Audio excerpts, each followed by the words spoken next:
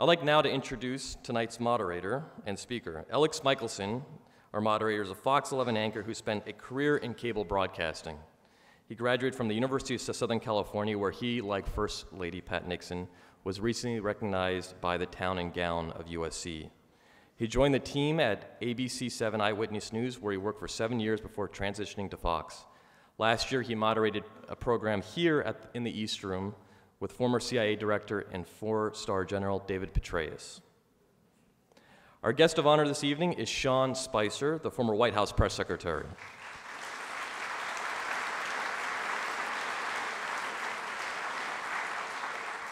He was Communications Director of the Republican National Committee from 2011 to 2017 and Chief Strategist from 2015 to 2017, and before he became White House Press Secretary. He is a member of the Navy Reserves and currently holds the rank of Commander. He's the author of a new book, new best-selling book, The Briefing, The Politics, Press, and the President, where he will conveniently sign after the East Room discussion, and you can purchase Sean's book in our Presidential Museum store. It is my great pleasure to welcome to the stage Elex Michaelson and Sean Spicer.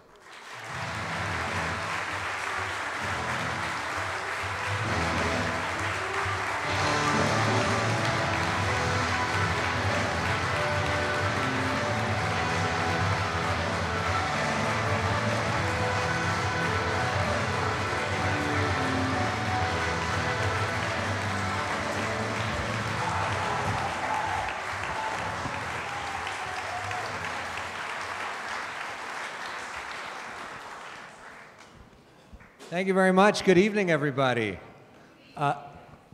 First question. It's kind of weird to be in like an exact replica, isn't it? What is it like being in here? It is.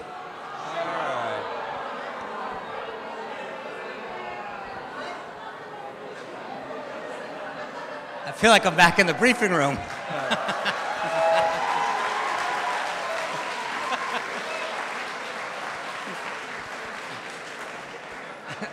I hope you at least bought the book. This is absolutely stunning.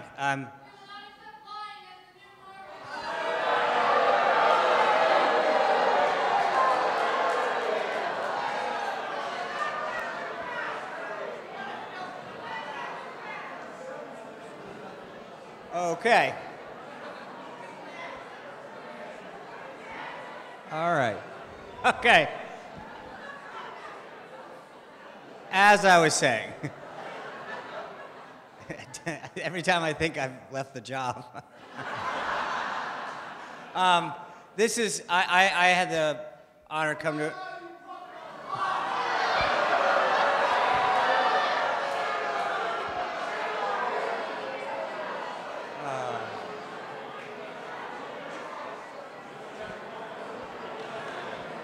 Well, All right. So let's get some control. I mean, I guess this has become sort of something that you are dealing with as you go to some of these things. What is your response to some of these protesters, or what's your response when you hear things like this? Look, it's a free country. I think people have the right to express themselves. That's what makes us a great nation.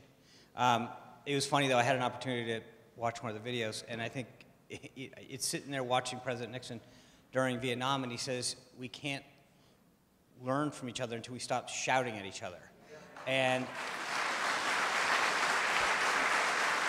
look, I think everyone has a right to vote for who they want, to express themselves, whether it's for a candidate or a cause. I hope they do that. But I think that there's a way in which if we're just going to yell, then nothing's ever going to improve. And I'd rather have people go and if you don't like this president or this administration, then go out, vote for your candidate of choice, and support those individuals, and and whether time or money or whatever you want to do. But that's how I think we should be settling our differences. I mean, there's a large number of people in this country who like what this president's doing, who believe in the progress and the results that he's getting, and I understand that there are people who don't. But that's why we have elections. All right, so let's welcome everybody. Good evening. I didn't really get a chance to say that. I want to start with a question that I usually ask at the end of a conversation, because I think it's an especially interesting one of everybody. What do you think is the biggest misconception about you? I mean, usually people go, I thought you were taller.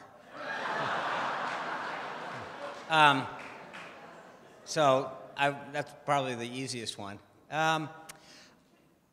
You know, part of the reason I wrote the book, I mean, not to answer it this way, but it's because I think people saw a guy sitting up there having a contentious relationship and dialogue with a lot of members of the media and said, okay, that's what I know about him. Some people thought that was great, and some people didn't, but that's, in a lot of people's minds, all they know. And I think that there's more to me as a person, and part of the reason that I wanted to write this book is that although I tend to be a rather private person, I wanted people to understand the experience that I had and my thoughts and beliefs and values. What do you think is the biggest misconception about President Trump? There's two things. On the personal side, from a personal standpoint that I've seen and one that I've seen him express with others, he caring and empathetic when people are going through difficult times, and that's a side that I don't think is seen very often.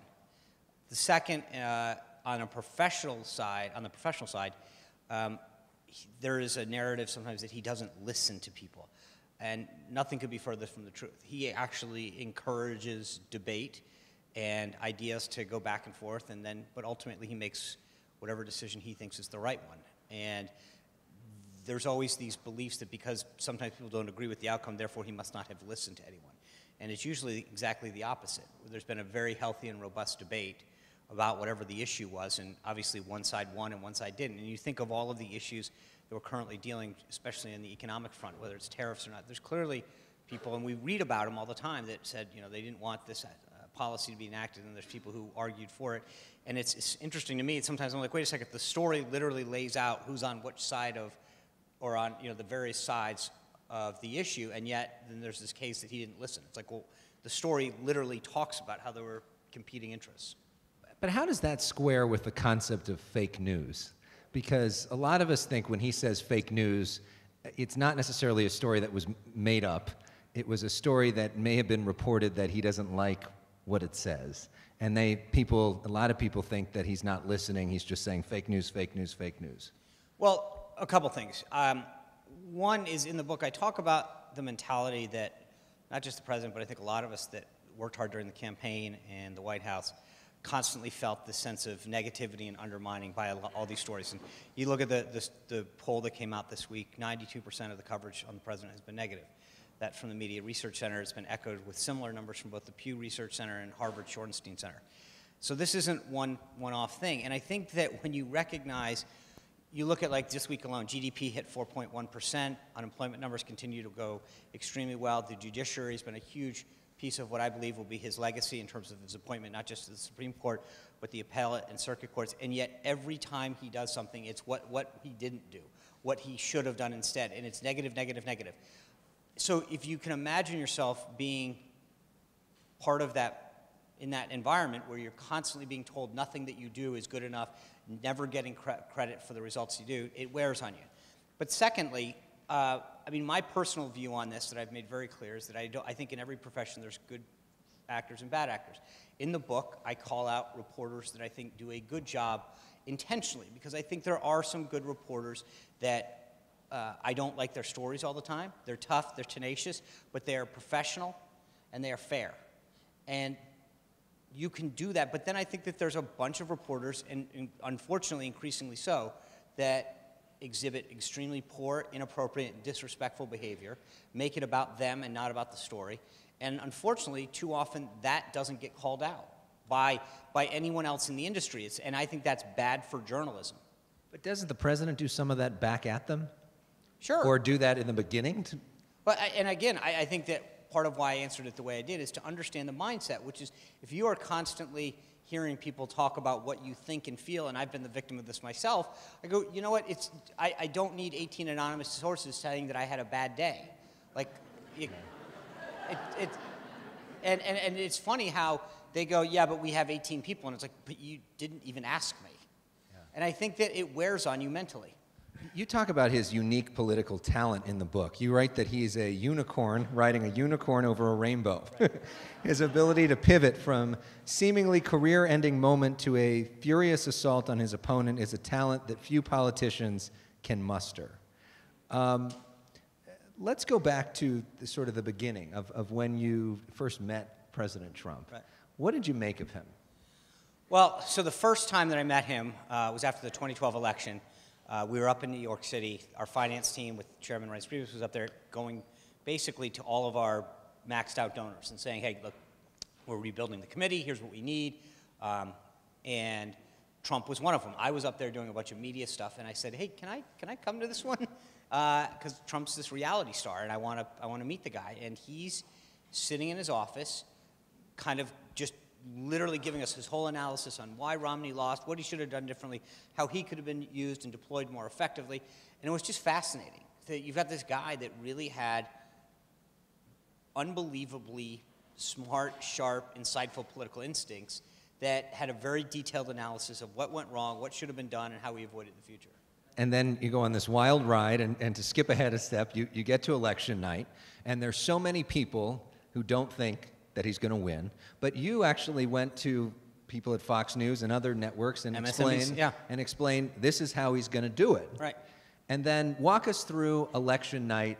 You're with President Trump as this is all happening. Take us inside the room. So, as you noted, I mean, we had developed what we call voter scores on every single voter in the country, Republican, Democrat, Independent. We could assign a score. And I walked through all this in the book so you don't have to, so instead of polling, where you're looking at a small subset of people and trying to extrapolate traits over them, we went in and said we're going to assign a score to every single voter to see how they move, what affects them. Our scores showed that there was a subset of voters across all the battleground states that were gettable. We called them the downshifters, people who were high propensity Republican voters. They voted consistently every election. They would never vote for a Democrat, but they had a problem with Trump. And we realized if we could turn those people out, make it a binary choice between Clinton and Trump, that they would, whether it was in person in the booth, absentee, or early vote, that the probability was that we would take a huge majority of them. And so we knew the data said that this was well within reach. And so we're sitting there election day. And for anyone who's ever been involved in an election, whether it's like student council all the way up, you don't get involved in an election and get that passionate and don't think you're going to win.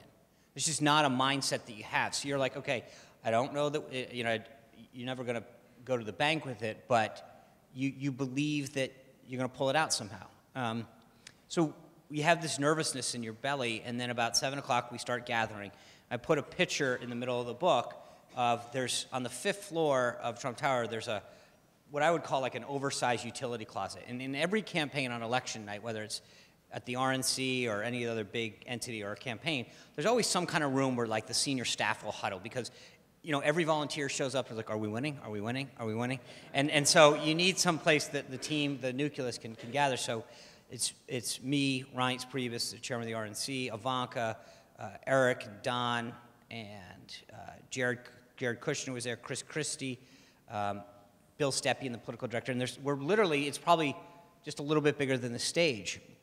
And we're watching, and like, Broward County's coming in, and we're starting to see that in a lot of these places, we're overperforming, and she's, more importantly, underperforming, which is unbelievable because now North Carolina, we're supposed to get crushed in. We're up. Virginia, which we ultimately lost, they were predicting us to lose by double digits, and we were looking at Northern Virginia, Prince William County, Fairfax, and we weren't winning, but we weren't getting crushed in the way that had been suggested. And so you start to get a little like, whatever. Well, I don't know. It's got to be like 8:30, 9 o'clock. I think in the book I'm much more precise because I have my notes. But Trump calls down to Ivanka and says, hey, where are you guys? And she's like, hey, we're on 5, watching the results. Come on down. And he goes, I'm on 12. Come on up. And so we're like in this, we have these computers plugged in, stuff projecting on the wall. Stepien's looking at the numbers, like, here's where we are. And we're like, okay, we're moving. He's like, well, what do you mean we're moving? He's like, he said to come on up. And again, this is sort of like the beginning of how, like I said, most campaigns are like, hey, let's gather in a place and everyone can kind of talk freely. Trump's the opposite. He's like, we're all gathering on 12, which was the massive war room where everybody could be. He wanted to be where everybody was. He didn't want a little room. So we unplug everything, move it all the way to the 12th floor, set it all back up, and there's a bunch of TVs, and we just stood there watching these results come in. And I've tried to describe it to people, and I don't think it'll ever be anything that I can fully articulate, because when you lose and you knew you were going to lose, it hurts, but you kind of expected it. When you win and you knew you were going to win, it's good, but whatever. But when you wake up and you're told you have a 93% chance of losing by the New York Times, and you win with 306 electoral votes, it's...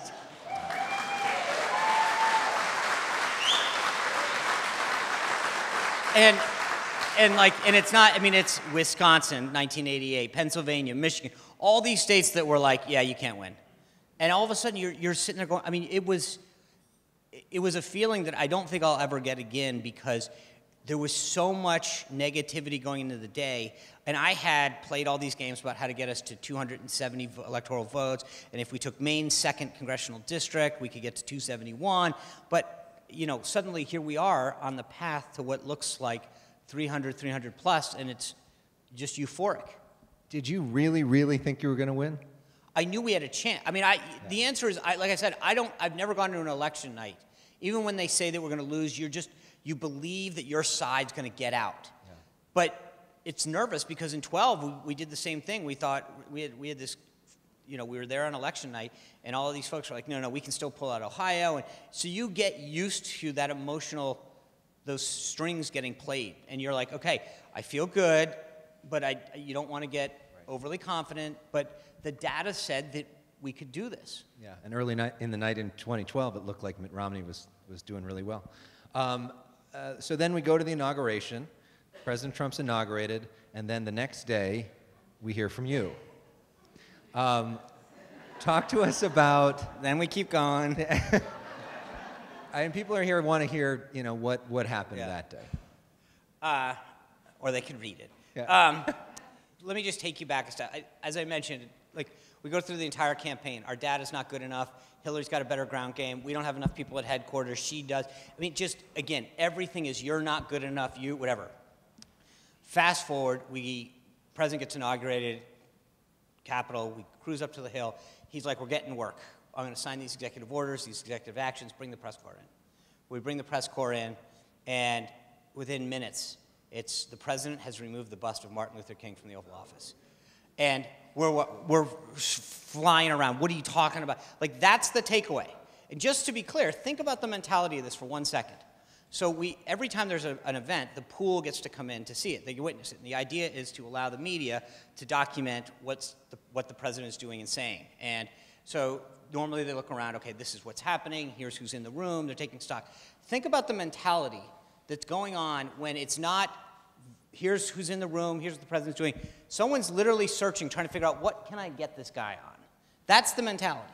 So I spend, instead of going right off to a ball and spending it with my family and celebrating it, Reince Priebus, the now chief of staff of the White House, is barreling back to the Oval Office to take a picture of the bust, and we get a, oops, mistake, sorry about that, from the press. Well, the bell had been rung, and a racially inflammatory charge was made against the president, and for a lot of people, they didn't see the update, because apparently somebody was blocking it.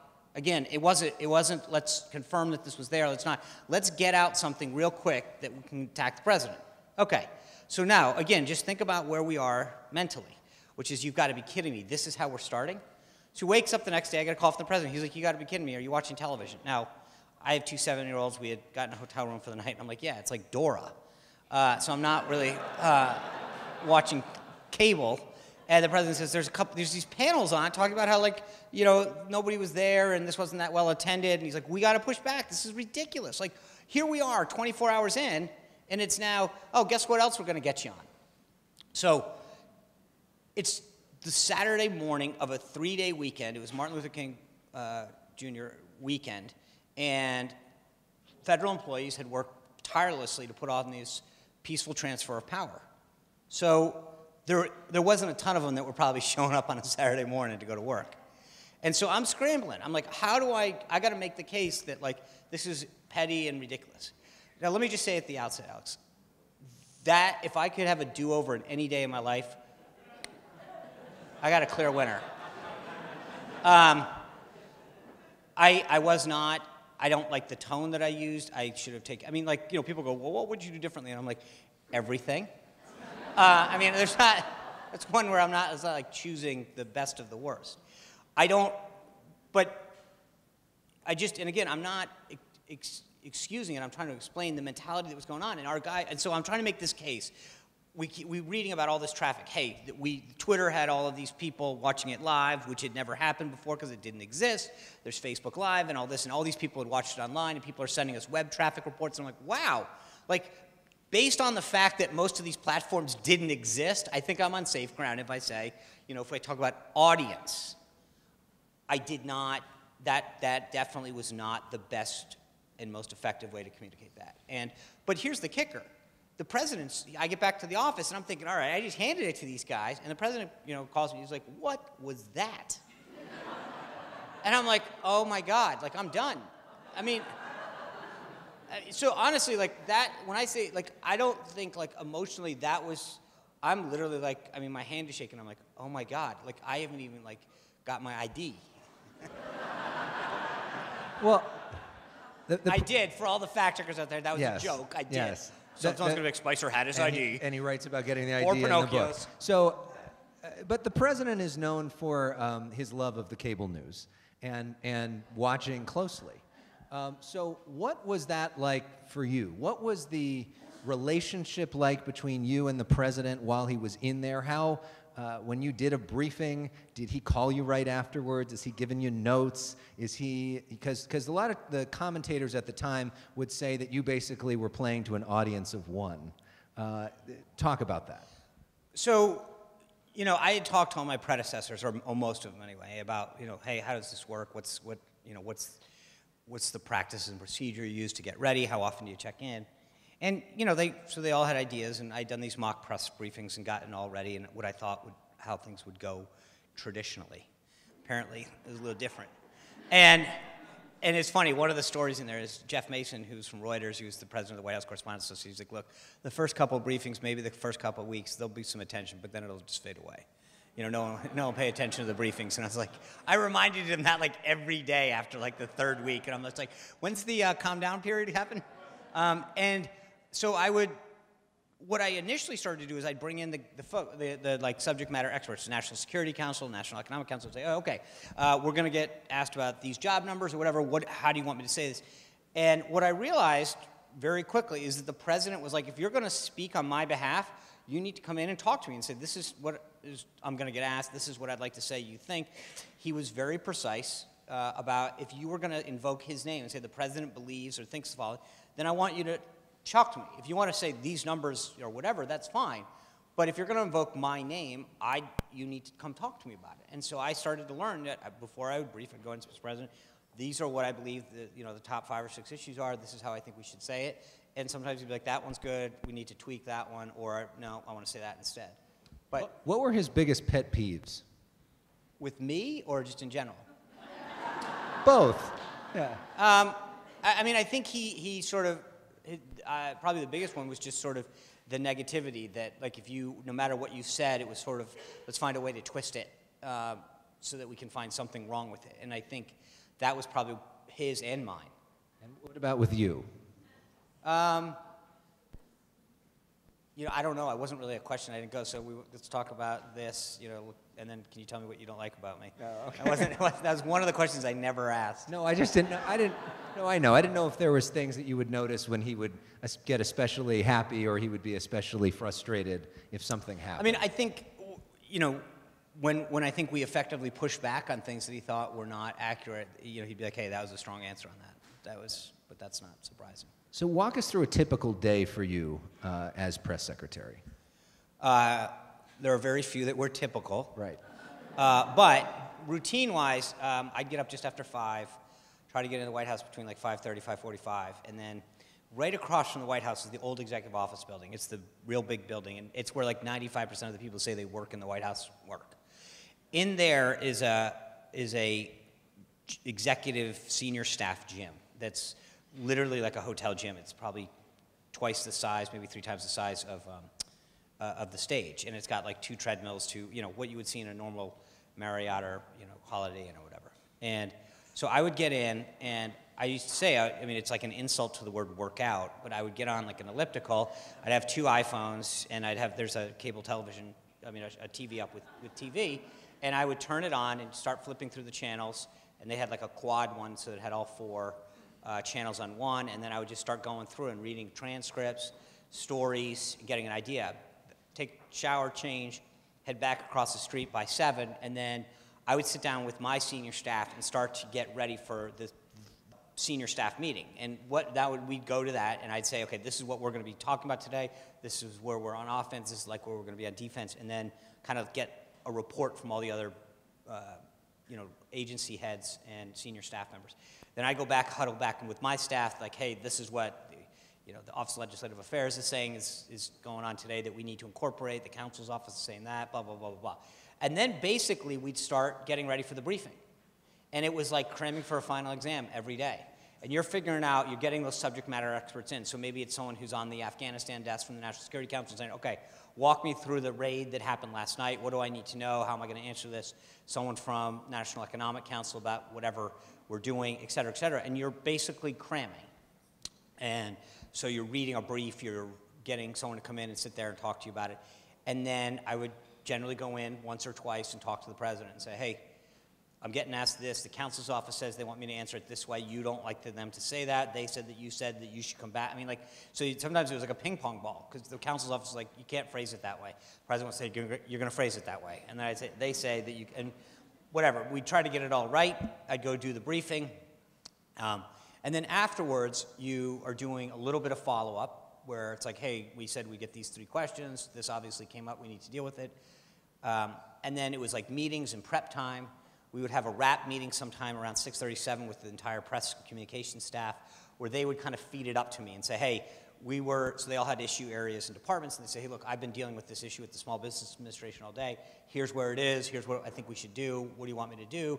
Here's where we are in this rollout plan for this policy that's, you know, next Tuesday, blah, blah, blah. And then we would they'd get some feedback from me, and then we would spend the next 3 or 4 hours cleaning that stuff up, getting ready for the next day, go to bed at 10:30, 11 o'clock, get back up at 5. And somebody you worked very closely with through this process is Sarah Sanders, who was your deputy, sort of a hand-picked successor. Yep. How do you compare and contrast how she's doing now compared to how you did?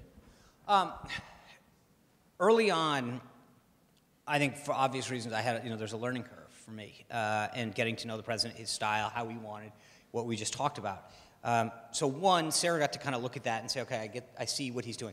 More importantly, I write, there's an entire chapter 9, where I talk about moments, memories, and memes. I became the story too often.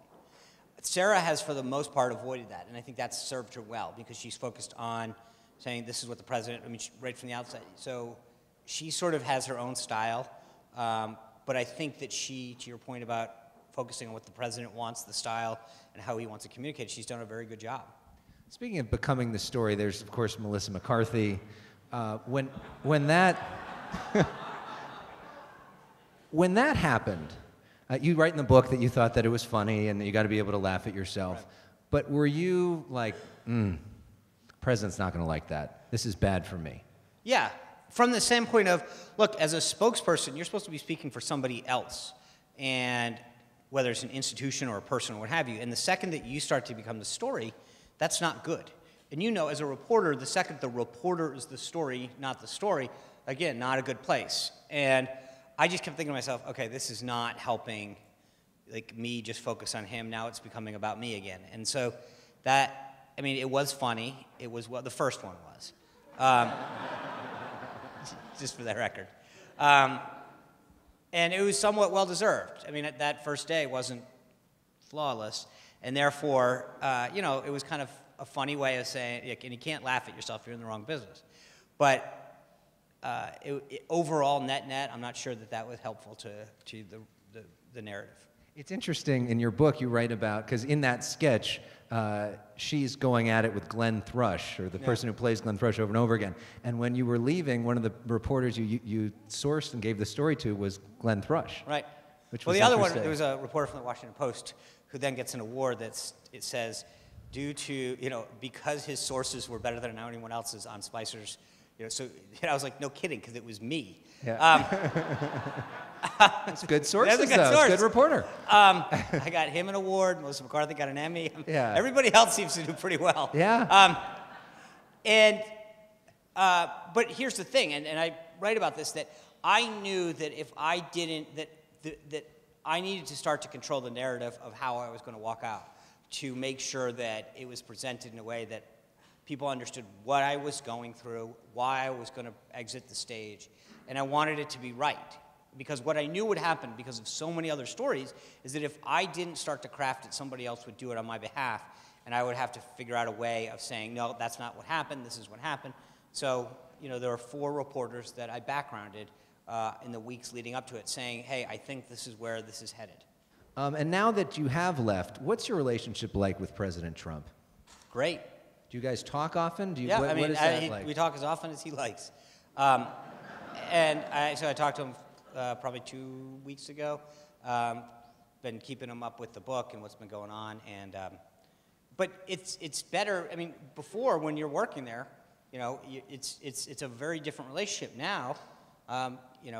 He can, it's not like I work there anymore, and therefore it's a very different dynamic. I'm not out there every day having to address the issues that I did as press secretary and communications director. And he's expressed support for the book, and Don Yes. Jr. came to the book. And the vice president tweeted out. Yeah, the support's been fantastic. We're here at the Nixon Library. Do you see any similarities between President Trump and President Nixon? Sure. I mean, I think they're both fighters. They're both underestimated a lot. They both know how to come back. They both fight to win. And they both, in a lot of cases, feel under attack. And I'm sure I could keep going. But yeah, I mean, I think, and if you look at like what Nixon did to China, it was like, he sort of said, you know what, I know what I want to do, I know what the right thing is for the country, and I'm going to go do it. And I think in many cases, President Trump's view is, yeah, I don't really care what you all think. I'm going to do the right thing for the country, and I'm just going to go do it. Yeah. And he's not concerned with, norms and...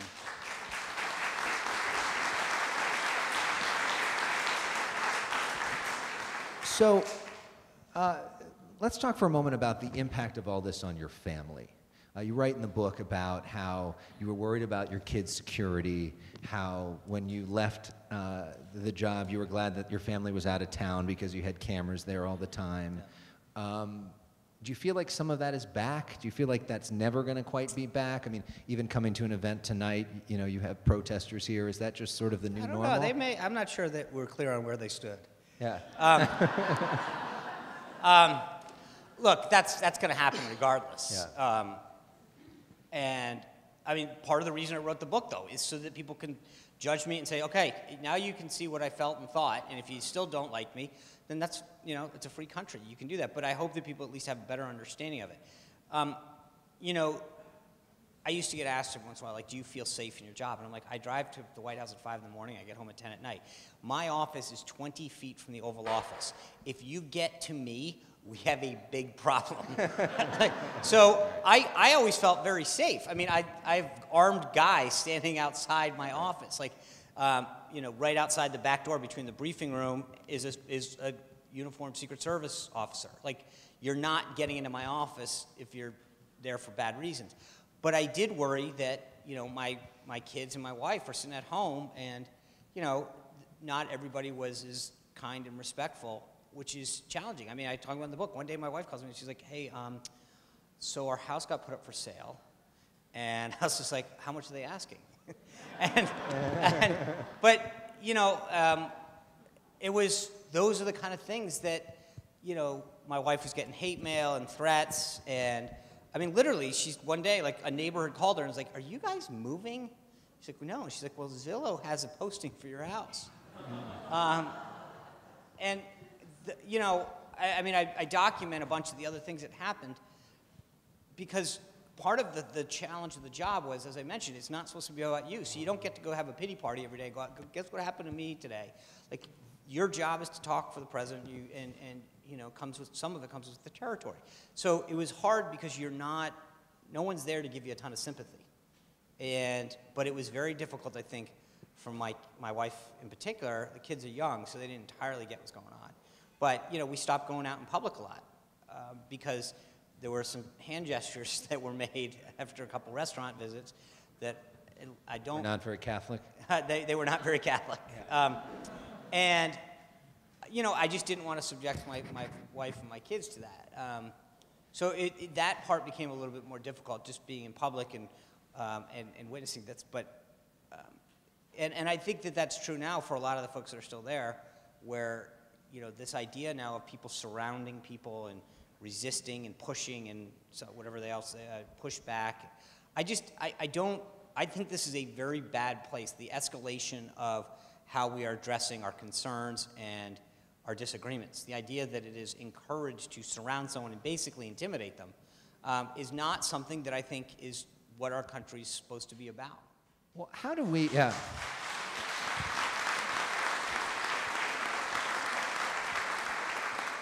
So how do we as a country tone it down a bit? Because there's a lot of people, not only in the media, that think that the president using rhetoric that says the media is the enemy of the people is not helpful in toning down the rhetoric. And that, yes, there's a lot of negativity directed towards him, but the viciousness of the language that he uses is not helping the national dialogue. How do we take it back, and what responsibility does the president bear in that? Well, look, I'm going to answer like this, that I don't speak for the president anymore. I speak for myself. And the thing is, number one, I think we as individuals, the problem I have with everything phrased right now is that it's as if everything started and ended with President Trump. I think well, if you ask President Trump, it sounds like a lot of it happened with President Obama. Okay, blame him but for a lot fine. of things. Okay, but here's my point.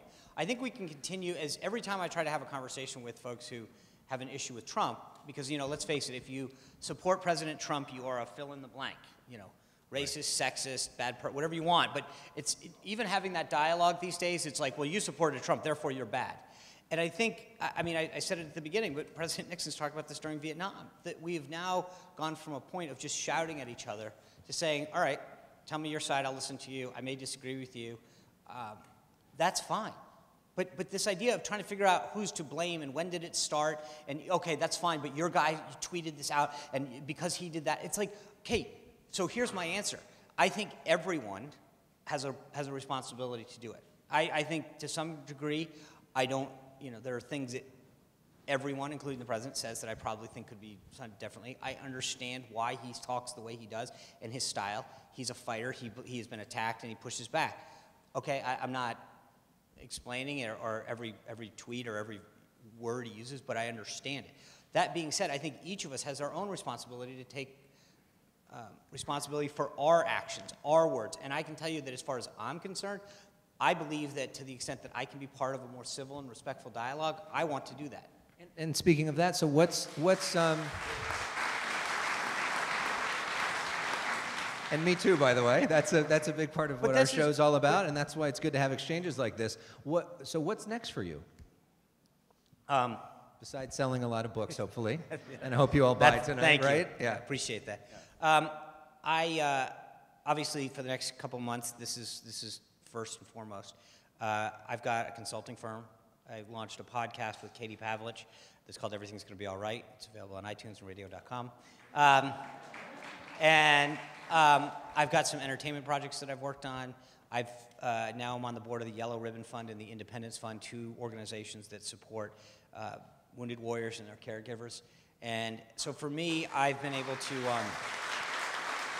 spend more time, thank you, I dropped my kids off to school for the first time. I went on a field trip. That was interesting. And so, I've been doing things that, as a spokesperson for 25 years, I've now been able to focus on what I believe in, what I care about, what I want to support. I'm on the senior advisor to America First, the super PAC that's supporting the president and his policies. I'm involved in causes and issues that I care about and want to stay engaged in a variety of ways.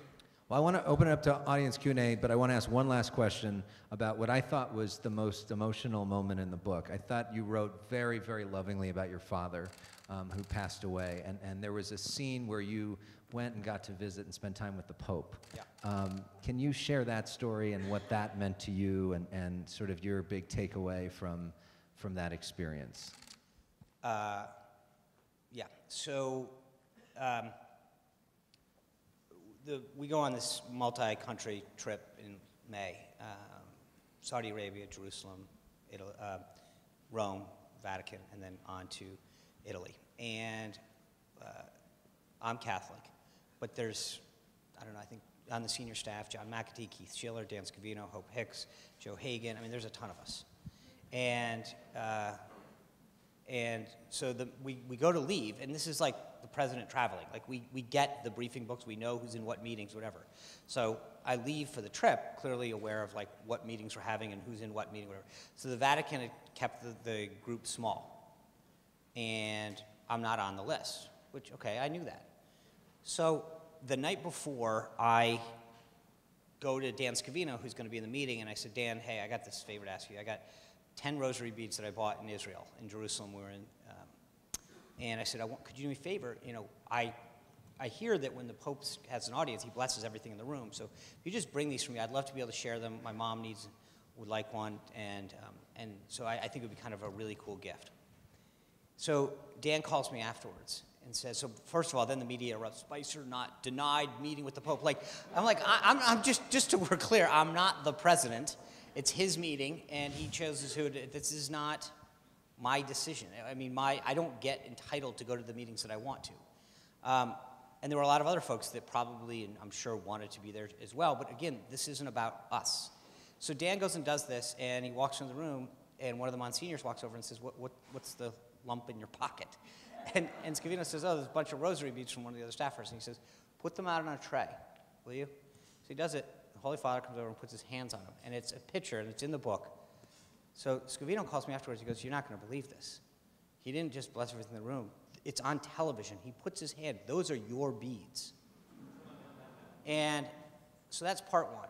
Part two is I get back, and there was a group of legislators that was convening in Rome, and they had said to one of the folks at the White House, you know, is there someone that you could send over, and we're going to meet with the Pope? And he said, well, why don't we send Sean to go do it?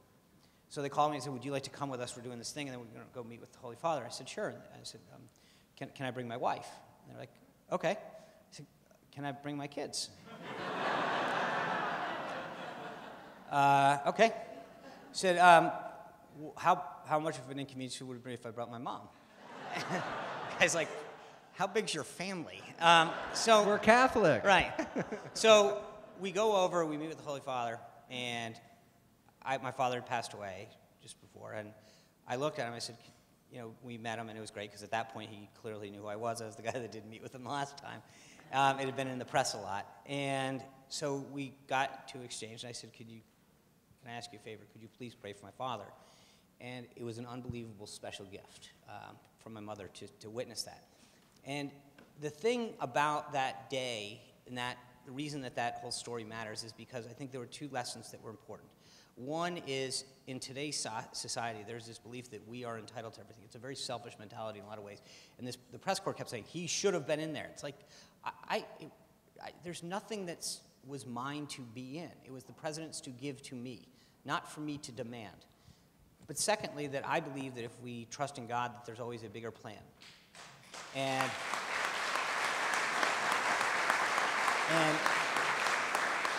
why that was important is, if you think about it, had I been in that meeting, it would have been about me. I would have met him. I would have gotten a picture with it. And then I would have told my wife and my kids about it. But through what happened, I walked away with rosary beads that I could share with fellow people who couldn't be there, to make their lives hopefully a little bit better. And I got to share an experience with an entire family, as opposed to it just being about me. And so it reinforced this idea that some days aren't always going to be the best, but that there's a longer plan at stake, and you just have to trust in it. All right, that's a nice note. Now we're going to do some Q&A, and here's my request, and I know you may not listen to me, but please, I'm just going to put it out there. As we do Q&A, if you can, ask a question, not make a statement and then put a question mark at the end. What we're going to do is I'm going to moderate. And please try to keep them brief. All right. I'm going to moderate this question with this handheld microphone. We are stressed for time, so we're only going to be able to take a couple of them. I know this gentleman raised his hand first. I saw him from the back of the room. Sean, I think we're as divided as I've ever seen this country, and I've been around. I don't see a path forward of how we bring, everyone together. I'd like your comments on that. I mean, we just make that decision. And I think that the thing is that right now the problem is that for so many of us, if you're not on the team that you're on, so like if you're on the left, you just say, I don't even want to hear it. I don't want to hear it. And if we're on our side too often, we don't want to talk to the other side. I think we need to almost encourage the discussion. But I hear people get shouted down on both sides. And the point that I'm trying to make, and I was saying to Alex a second ago, is that if we individually can be part of the solution, meaning that you are at a family dinner and the crazy uncle's talking about blah, blah, blah, and you guys all suck. I think it's incumbent upon all of us to say, hey, wait a second, hold on. He's got a point, let him talk. Okay, but to try to be helpful to facilitate the respectful and civil discourse that we can have. But literally, I mean, just before coming out here, I'm watching President Nixon talk about this during the 70s. So we can do it, but it's our decision as individuals to make that decision that when we see a scenario go out, that we are the facilitator of good, as opposed to just watching it happen. And it's painful because these days in this kind of climate, everyone just wants to go, I just don't even want to get involved in that discussion. And I think that whether it's your family or at work or whatever, to the extent that we can play a constructive role in helping to facilitate that kind of dialogue, that's the only way that's going to move forward. Because you're right, we're watching our own stuff, we're talking to ourselves, and we don't care about the other side, and that's not good. You mentioned President Nixon. I'm going to take our next question from Twitter. This is from Peter. If you could have asked President Nixon's press secretary, Ron Ziegler, for advice, what would you have asked him? I think, he probably went through, thank God he didn't have the internet. But I think just sort of, how did you mentally deal? I mean, that was the hardest part for me, is that logistically you can prepare as much as you want, but I think just, when you're under that kind of fire, were there any outlets that you used to kind of keep yourself centered? I wonder if Nixon would have tweeted. In that same light, I think so much of what you've said today is really about the negativity and the gotcha type environment that we live in. What would you say, or what are your thoughts about who the leakers may be? I think there's two groups. There are leaks regarding national security that I obviously don't know, and I think those are really the dangerous ones. Then I think there's the personnel, palace intrigue kind of leaks, which is who's up, who's down. I think in both cases, I mean, obviously I write about this in the book, that there was one instance in which I tried to find them within my own team and failed miserably. I think it is destructive, it's disloyal, it's unhelpful, and it undermines in any president, but this particular one, I'm like, my goodness, there's enough reasons, there's enough people against us. The idea that people are undermining their fellow teammates is not, Next question, back of the room to your right, gentlemen. Mr. Spicer, in one of your early briefings, maybe your first briefing, you promised the press you would not lie to them. I'm wondering if you kept that promise. I did.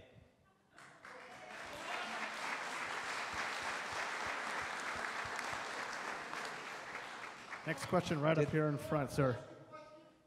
Sir, we're moderating this with a microphone.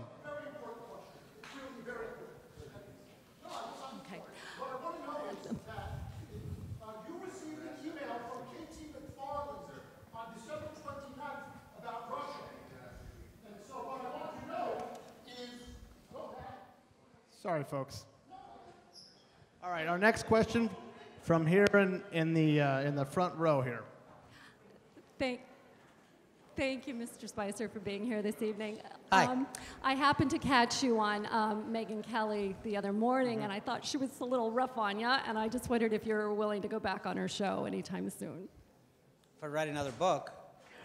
Look, I think, I've said this, but any democracy, especially ours, because we are the envy of the world, we need to have a free and fair and robust press corps. She should ask any question that she wants. I chose to go on that show. And then I think you, the viewer, can decide whether or not it was fair or unfair, whether I answered the questions well or not, and whether or not. But look, I made a choice to go on that show, and she has every right to ask whatever question that she wants.